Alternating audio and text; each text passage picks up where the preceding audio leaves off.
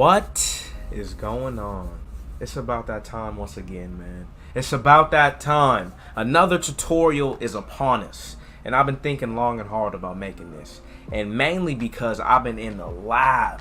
I'm talking in the lab, studying, working on my game, man. I've been playing Madden a lot as of late, and I've been playing MLB strictly for the reason to improve my hitting. You know what I'm saying? A few of these tips that I've written down that I'm trying to incorporate into the video, I've been using them my damn self, and it's been paying dividends. If you don't believe me, let me go show you my online record, my Diamond Dynasty record, real quick. If you look at the top, we have a record of 35-6.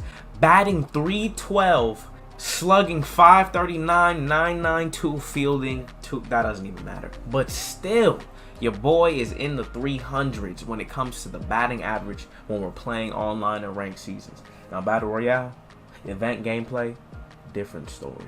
I'm not going to lie to you. I'm not even going to show you my record. But when it comes to ranked seasons, when it comes to the 9-inning games, if you give me 9 innings to pick up on your style, man, things could get interesting. So I'm going to give you guys a little tips, a little pointers. And let me start off by saying I am no top level MLB The Show player at all. Obviously not. You know what I'm saying? Or else I'd be in tournaments left and right winning racks. Point blank, period. But I am alright. I'm alright. Before we get started, before we get deep into the video, go ahead and smash the like button for your boy. The support has been endless as of late. The new subscribers that have been pouring in, we're close to 2,000. I keep saying it, man. We're literally there. We're literally there. Thanks to you guys, man. Like I say, always, you're turning this dream into a reality day by day. Literally day by day. So if you like the flow of things, if you like MLB The Show 19, if you're into Madden, even FIFA, Call of Duty's coming out, but mainly MLB The Show, mainly Madden, I might be your guy, man. Click the sub button and smash the like button, as it does support your boy. Make it happen. Let's get into this video. Now, we're heading into practice. This is where everything is being held. Not everything. Obviously, you can grind out Challenge of the Week. You can go online and get some games in and work on your craft there. But if you want to take the time and learn some shit, go into practice mode, man. Or Challenge of the Week. Like I said, that's another great alternative. Challenge of the Week is a shit. Believe me. But first thing I want to go over, man, before I even get started, I'm going to let a few pitches go by. Patience is one of the biggest keys I've had to develop over the course of my MLB The Show journey. Let me start off by saying I'm quick to swing at shit in the dirt. You know what I'm saying? I'm quick to swing at shit in the dirt. But as of late, I've been keying in. I've been locking in. And as you noticed, that was a 2-seam fastball. First tip, lock in on the fastball. Sit on the fastball. Whatever you want to describe it as, whatever you want to call it. Now, there's a few more. There's some nice little tip videos out there. For example, Movie Gaming TV, I think that's his name. He has some nice tips. Gomes the Legend, I think, has some tips. Cougs has tips videos. I have a previous one. But man, I can't emphasize that enough. Sitting dead red on the fastball. Now, obviously, I just let one go by. I'm not locked in. I'm not locked in because I'm talking. You feel me? But I can't emphasize it enough. How many times has your boy swung? I'm speaking off myself right now. I'm just trying to remember on how many times I've swung at a first pitch changeup in the dirt or an outside slider that looks like a damn fastball coming from a lefty. First pitch, I'm always swinging. A new habit I've been developing is taking that first pitch, making things happen, making the pitcher throw you something that you want to hit. If you don't like shit in the bottom half of the zone, don't swing in the bottom half of the zone. It's that simple. Obviously, if it's 2 strikes, you got to take what he gives you. Don't be dumb. But if you're playing your cards right and you have him ahead in the count, if it's 3-1, if it's 3-0, oh my goodness. Wait for him to throw you some shit down the middle, high and inside. Something where you know he's going to give you. Pick up on his tendencies. I know I'm rushing through this, but listen. I'm not trying to make this a clickbaity video. I'm just trying to make it quick and give y'all the pointers, the necessary pointers that have helped me. Sitting dead red on the fastball, staying patient. First 2 tips that you need to tone in, hone in, whatever the word is, into your brain. Get that shit locked in. You know what I'm saying? Sit on the fastball this year. And it makes sense. You want to adjust. This is real life. You want to make it fit. I mean, we always talk about, oh, I want this game to be realistic. Well, yeah, make it realistic. Obviously, if you're sitting on a curveball down low in the zone, the velocity coming at you is not as fast or is not as great as if it was a fastball low in the zone. Or a fastball mid-level, fastball high in the zone. You know what I'm saying? You go up there and go snag it. It's all up to you, man. It's all up to how quick that left stick is, to how quick your adjustments are, to how well disciplined you are in that zone, taking those pitches, taking those first pitches. If you don't like it, let it go by. I know I can't adjust well to the inner half of the zone, so I'm not chasing those. I know I'm quick to get to the outside or the middle. Let me go ahead and pause this though, for just in case I'm catching a new beginner. And I know I started off kind of hot. Forgive me. A lot of you guys need to get this right. The wedge, the dynamic, the reticle, the buckshot, the classic, the outline, back to the wedge. The PCI appearance is key. Obviously, your boy rocks with the wedge. The wedge is simply the two outer markers, the insider, the one that's on the inside being a little smaller, and the one on the outside being larger. Now, ask me why the one on the outside is larger. I don't know. I really don't. But the one on the inside, it gives you a good indicator of where the... I treat it as a barrel, the barrel of the bat. You know what I'm saying? The inside is where the barrel gets a little slimmer, and the outside is where the fat head meets. That doesn't sound right. But you know what I'm saying. Obviously, you want to hit that sweet spot, right where that dot is. Right where that dot. Now, a lot of people recommend in their hitting tutorials to use wedge. Me, personally, I've tried them all. Except for buckshot. I know I'm trying to use buckshot. I'll show you what buckshot looks like in a second. But wedge is primarily what most people use, including your boy. Look at that. That's a nice little base knock. Sitting dead red on the fastball every time. I'm testing too because I'm an idiot. But it's all good. He's not throwing a second. I love practice. Now, this is the buckshot. This is the buckshot. What is this? Is that SpongeBob in the middle of my plate? Honestly, I can't even see. Now, some people, they may use buckshot. Forgive me if I'm knocking it. I can't use it. I don't know if you can. Go ahead and try it out. It does give you a kind of accurate dynamic of the real PCI. You know what I'm saying? But I just can't see nothing. I'm not good with it. Point blank period. So we're not using it. Now, this is what I call reticle. Not what I call, what the game calls reticle. It's basically wedge, except you get two evenly symmetrical lines matching wherever you're locating your PCI. But there's nothing in the middle. Nothing in the middle. Some people like it. Me personally, I've used this quite a bit, but I like wedge a little better. Just so I know exactly where I need to pinpoint. You know what I'm saying? Follow it out his hands and then launch it. But wedge is cool too.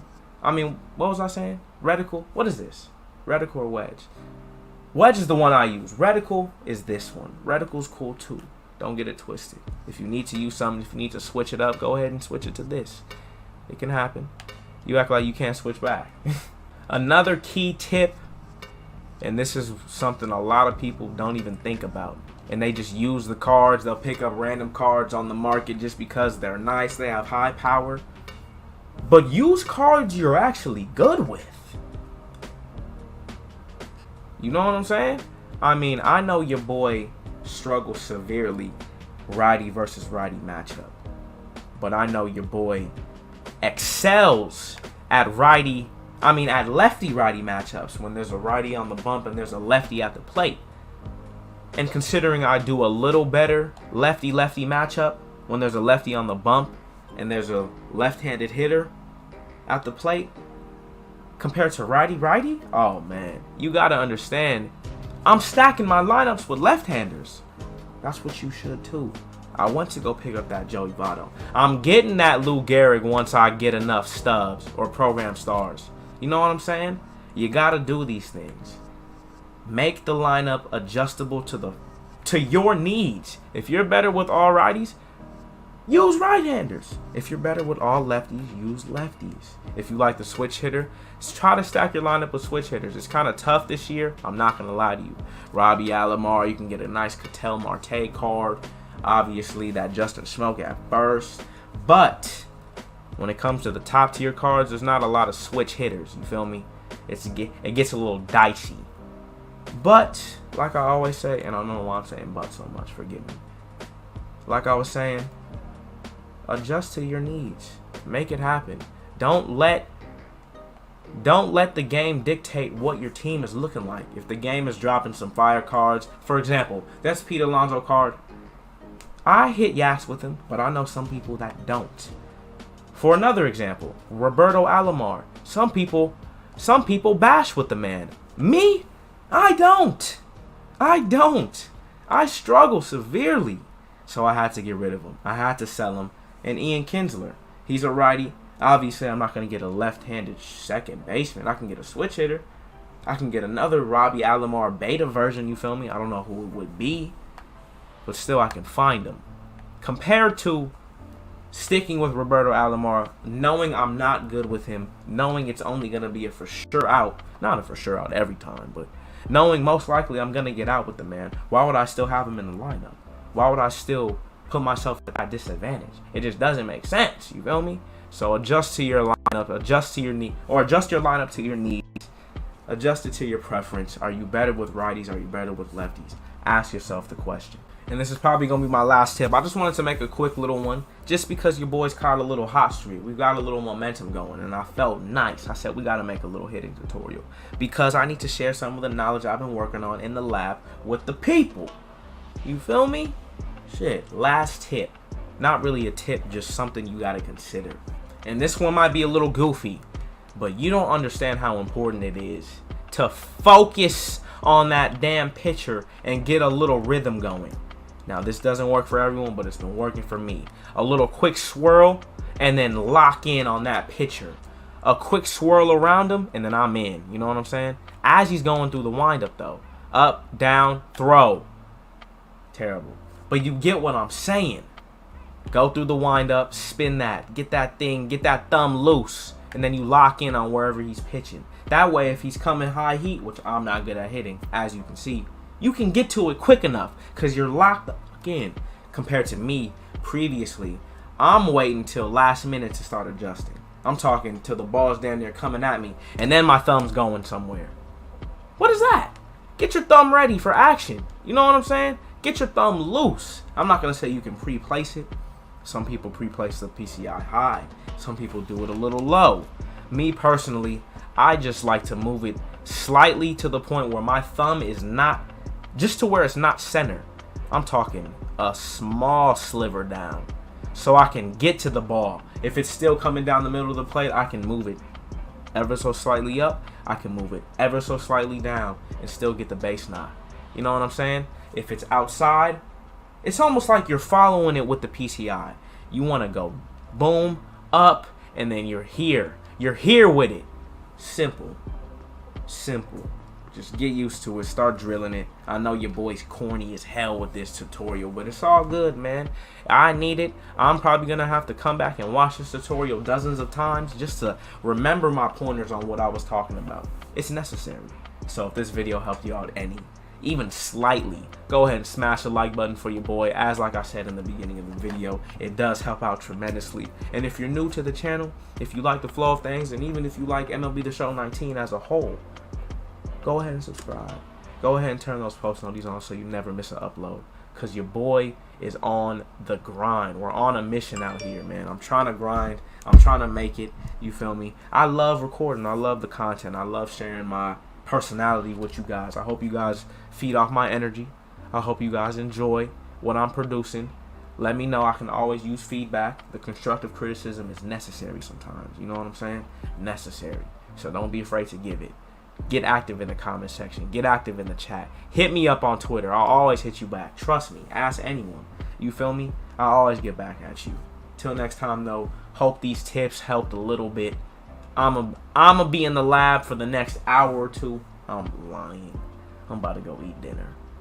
But you get what I'm saying. I'm gonna be in the lab over the next couple days, over the next week or so. Every time before I hop online, I need to go into practice mode and just adjust, get loose, somehow, some way. Hope these tips help. I'm out. Till next time. Hope I'll catch you on my next video. Stay safe. Don't do anything dumb, and grind.